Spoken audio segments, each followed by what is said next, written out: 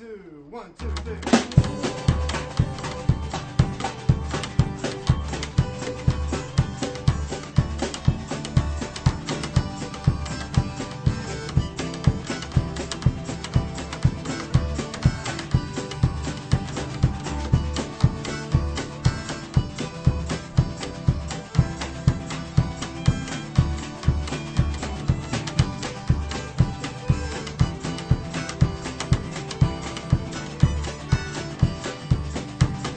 Hello, and welcome to Ithaca DSA Presents.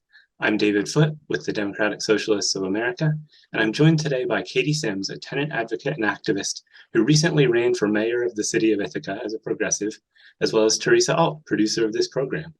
They've joined us today for a conversation about city issues here in Ithaca. We talked about this a month ago, actually, and we talked about three of Ithaca's biggest issues, which are housing, the Green New Deal, and homeless encampments.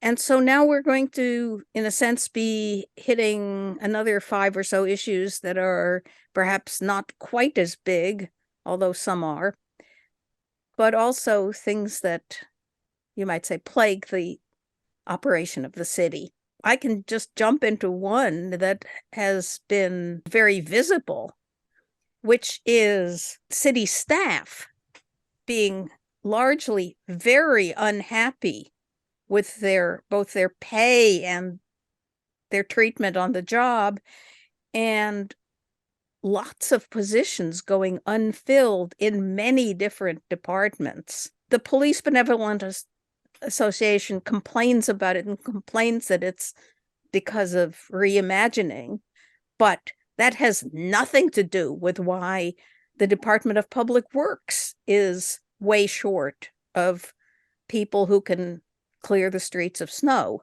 We haven't had any snow this year to speak of, so it hasn't, you might say, the snow hasn't hit the fan, but staff have come out in mass at Common Council meetings to complain. Do we know the root of this is? Why they're not fully staffed? Is it budgeting or just a responsibility issue? Well, it seems like a lot of the complaints from city workers who most, to the biggest, most kind of spectacular beginning of this was the early November Common Council meeting.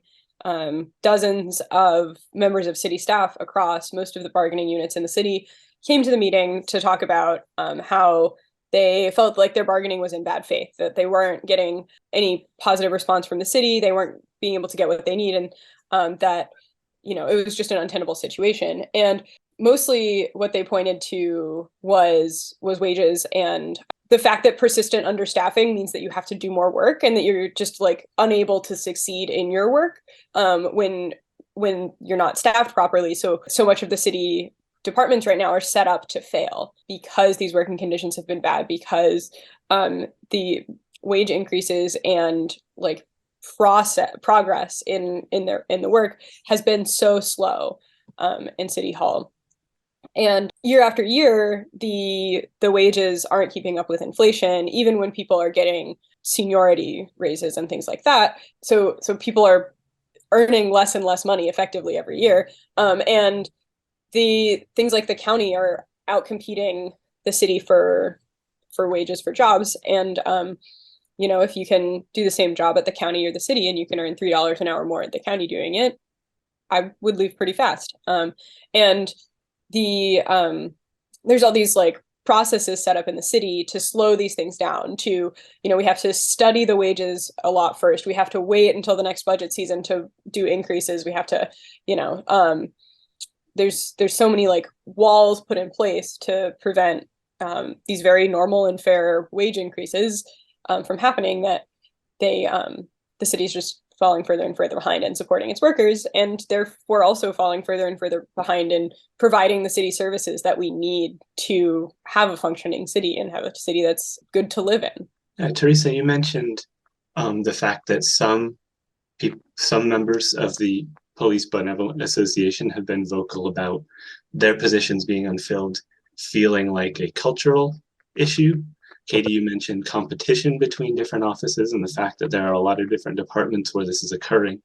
Does this create tension in the way that the city is managed between different offices? Hard to say if that's what's creating the tension, but there certainly is. There are some interdepartmental issues. I think they are not necessarily related. Yeah, well, we've seen this year the workers associations. Some of them are unions and some of them are bargaining units that are technically not unions. They're like associations that bargain for their contracts.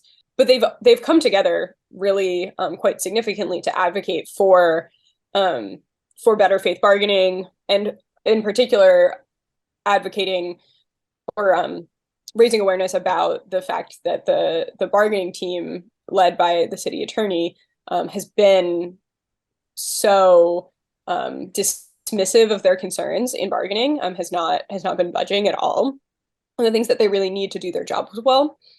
And so I think that we've actually really seen a quite united front from workers. And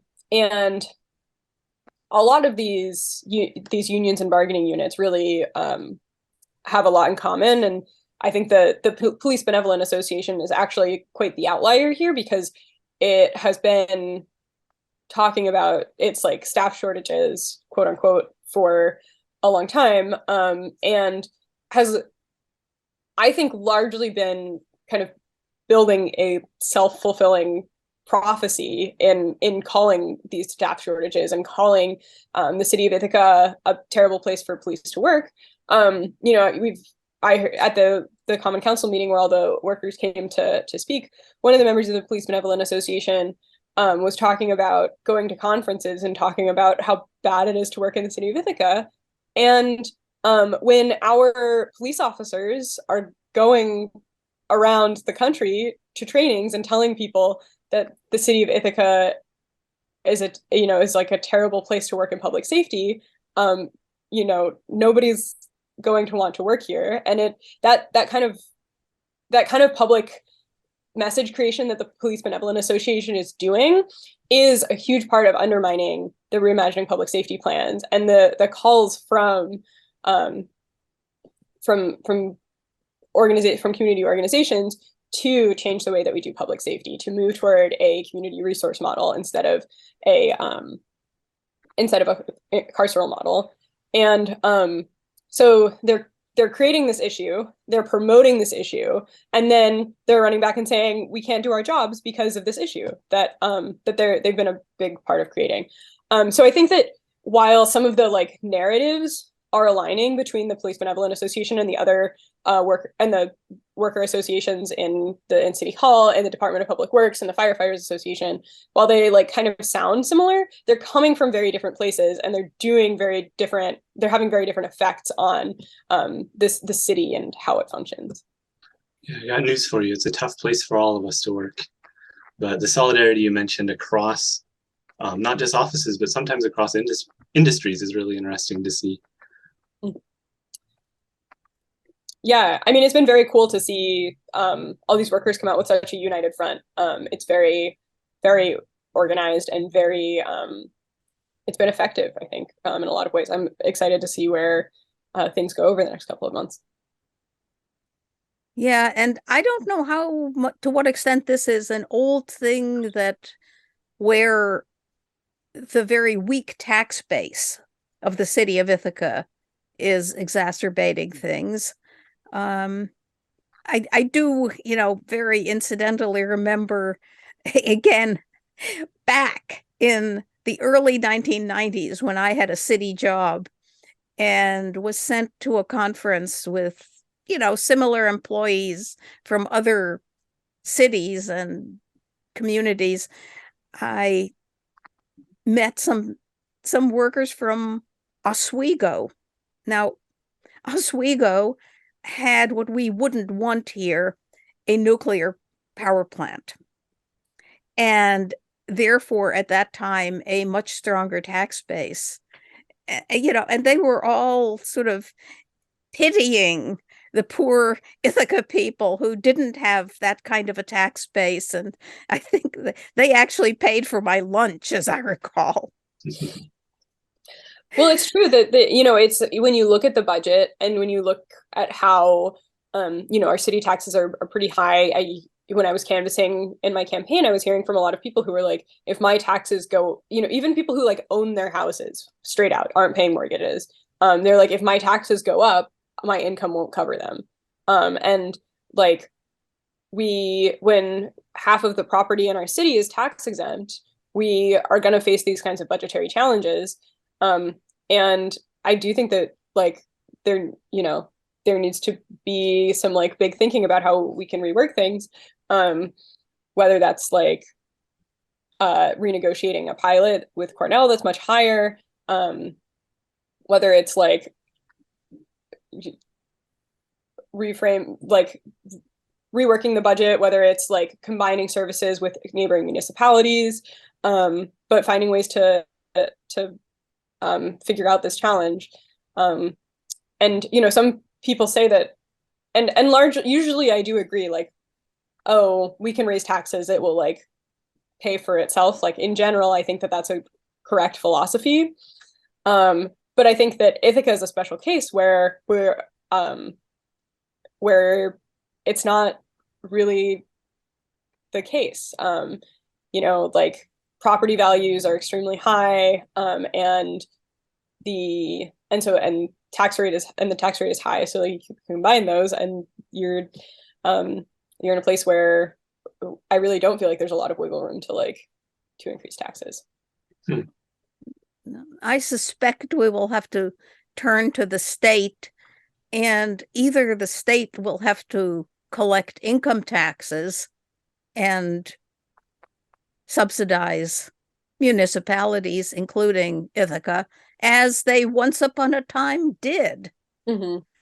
Or they will have to start changing the rules for the likes of Cornell, these huge not-for-profits that have salaries like for-profits. Yeah. For their upper echelons. Mm-hmm. And definitely, hold on to a lot of money. Yeah. One of the things that I would actually like to see, and this is kind of my like pie in the sky thing, is that I think that it would be one of the biggest like areas where we're like missing out on tax income, is that the missing out on like tax income that we should have, is that the thousands of students who live in dorms on Cornell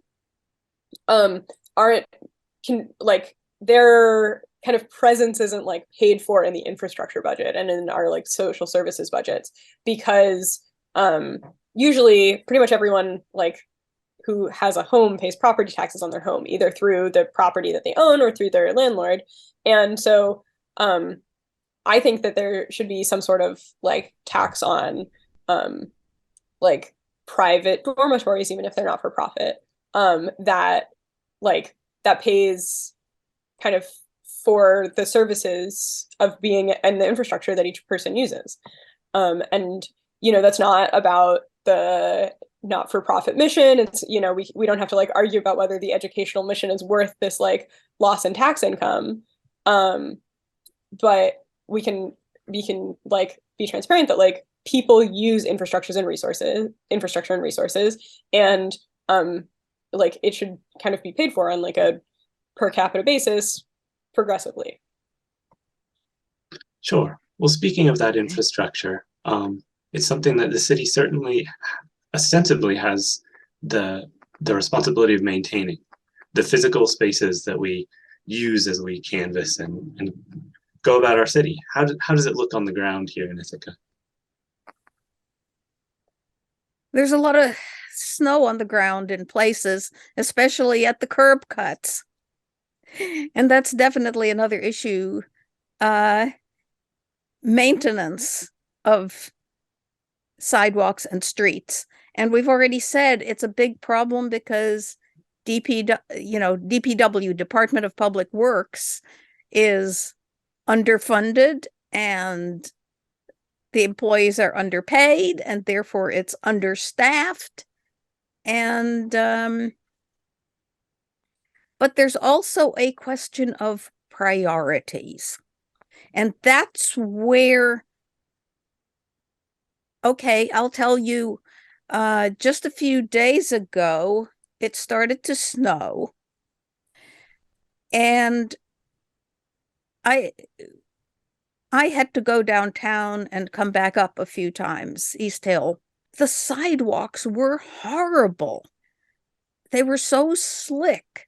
I mean, people had tried to clear them, but didn't necessarily know exactly what to do.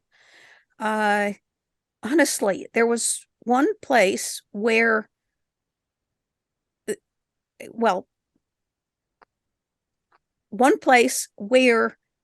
I kind of went down and slid on my butt down a driveway and into the street.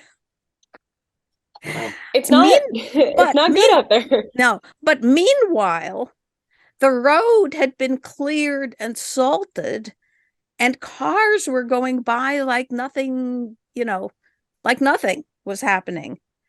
And that's a question of prioritization. Yeah. If we've figured out all the logistics for clearing the streets, we know that we could do the same thing for sidewalks and for maintaining them in high quality. But the decision is made instead to prioritize the streets pretty much every time. And in a city that is committed ostensibly to a Green New Deal, it's been in the city's plans for a decade that at least that our priorities should be on building a walkable community, building a dense community that's more, that has, sustainability baked in, that has community connectedness baked in. But that's never going to happen if our public works budget goes more towards, or, goes disproportionately towards car infrastructure. And it's kind of like a self-fulfilling prophecy, because the more you invest in car infrastructure, the more people rely on cars. And the more that people rely on cars, the more wear and tear the streets get. And the more wear and tear and traffic the streets get, the more money you spend on the streets. And so when we look at these decisions to make about infrastructure, if 2 out of 3 times we choose the one that makes things more walkable or more bikeable or more rollable or however you like to get around on small on human powered or small motor transportation, then we can build a community that uses a lot fewer resources and that is a lot safer to get around for almost everybody. Ithaca is not a huge city, but it does certainly have different portions with their own character. Is there a way that the prioritization of cars at the expense of pedestrians affects different parts of the city? Surely, I think almost every time I cross Route 13 of how, it cuts right through the middle of town. And a lot of very important resources are, grocery stores and clothing stores and the reuse center and all these things are on these really big roads that are really dangerous to walk on. I think that I'm pretty sure our most recent pedestrian fatality in Ithaca was on Route 13 right by the Wegmans. And they're built so that it's easiest to get to those places by cars. But there's not sufficient planning for you to walk or bike out there. I mean, on Route 13 in particular with biking, there are big sidewalks. It's pretty unpleasant to walk alongside Route 13, but you can do it. There's a sidewalk there as long as it's clear, but not everywhere. Not everywhere. Yeah. When you but alongside most of it. Yeah. But then there's no safe route to bike to Wegmans or Walmart or all of those shopping centers down there, because you're either on 13 or you can't get there. And so it's really quite unsafe. And it's a very clear prioritization it's a very clear signal that like what we care about is cars, and how you're expected to get places is cars. And that's not in line with our planning values, and it's not in line with our sustainability goals. And I'd like to think that it's not in line with our social values either. Like, I think that we can and should be excited about a city where we can get places on foot, where we can, pass by our friends when we're walking. And there's a lot of studies on like community connectedness and like the just like kind of like emotional experience of being in cities that have fewer cars. And it's good. It like feels good for people. And then some cyclists use the sidewalk, which isn't legal, but they do it. I understand they feel they have to do it, but then they threaten the pedestrians. Yeah. Well, I'm pretty certain there's a carve out in the law that says that if the street isn't safe to ride on, that you are allowed to ride on the sidewalk. I thought the carve out was that if you're, I forget, under 14 or something like that. Yeah, it's like under 13, and if the street isn't safe. I'm pretty sure. I'm not 100% sure, but I think so. I've sometimes thought that there should be another carve out for, under 13 or over 70 or something like that. Or simply a speed limit. That might actually be the most just way to do it. A speed limit for using the sidewalk. Maybe we set it up like rock, paper, scissors, where if there are too many cyclists on the sidewalk, pedestrians get right of way in the road. Doesn't probably wouldn't help. Well, but I wanted to talk about yet another problem, actually, which I bumped into rather accidentally when I received a ticket for, as it turned out, having overly high chicory growing in the so-called tree lawn, the lawn between the street and the sidewalk in front of my house. But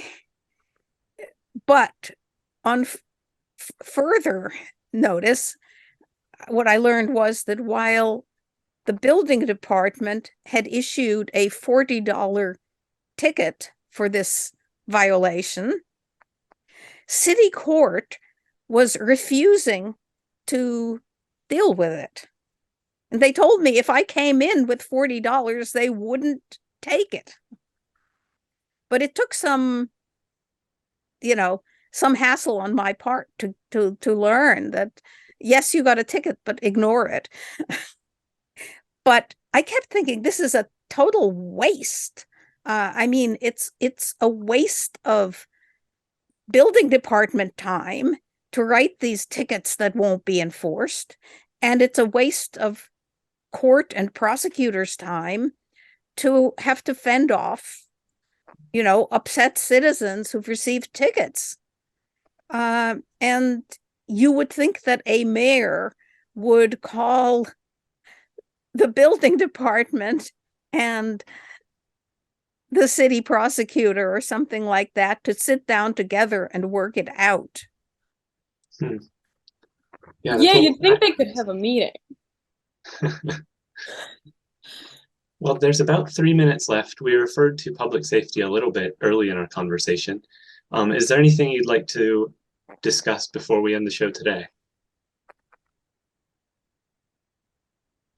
Meetings are ongoing, I hear. Yeah, there's continued discussion about what public safety reimagining should look like in Ithaca, and things keep changing. The process got kind of sidetracked this year by an ethics investigation that found out some information about payments made and promises made and things like that for the city. And very interestingly, actually, I think the most interesting thing that came out of the ethics investigation wasn't actually about the reimagining public safety, but was actually about that one of the major proponents of the tides program that would make it illegal to camp. If you're homeless, make it illegal to camp in the southwest portion of the city. Was one of the major proponents, wanted to buy the land, and was upset that the city wouldn't clear the land of people who live there to sell it to him. So Who was that? Rich John. Oh, for Pete's sake. Yeah. So that was, I think, the most interesting thing in the Reimagining Public Safety report. Frankly, I think that a lot of it was really distracting and took away from the time that we really should have spent like talking about how to implement the plans in front of us. Yeah, it's hard to believe it was over 2.5 years ago that the overwhelming public sentiment in favor of decreasing police budgets, increasing community resources, the demand from the state, not from the activists, from the state to reimagine public safety has taken this long to even get a proposal together that satisfies people. Yeah, and the fact that there have been really good popular proposals put forward, and yet every time that one comes up to a vote, pretty much there's some sort of issue with it. Last year or several months ago, the city approved hiring the idea of hiring civilian unarmed officers to handle certain crisis calls. And then during budget season, they weren't in the budget. And that ended up getting amended. They're in there now, but it's just like at every single step, there's an issue, there's something not being followed through on, there's a change that undermines the system and the project. And we see it time after time, despite the fact that the city did and the county did invest in creating a comprehensive plan that's supposed to address all of these issues. And yeah, the whole point of having public comment, public processes and amending things in the public interest is to make sure that, a plan that has shortcomings doesn't go through. But we're seeing that process being used to slow things down, to stop them, to undermine reimagining public safety. And it's really frustrating. It sure is. Well, Katie, Theresa, thank you for joining me today to talk about these important things. It's clear there's a lot of work to do and a need for a very pointed and coherent local political organizing project to happen around a diverse amount of issues. And I think that's what the challenge is in front of us, something we've been working on for a long time. This has been Ithaca DSA Presents. I'm David Foote. Thank you for watching. 1, 2, 1, 2, 3.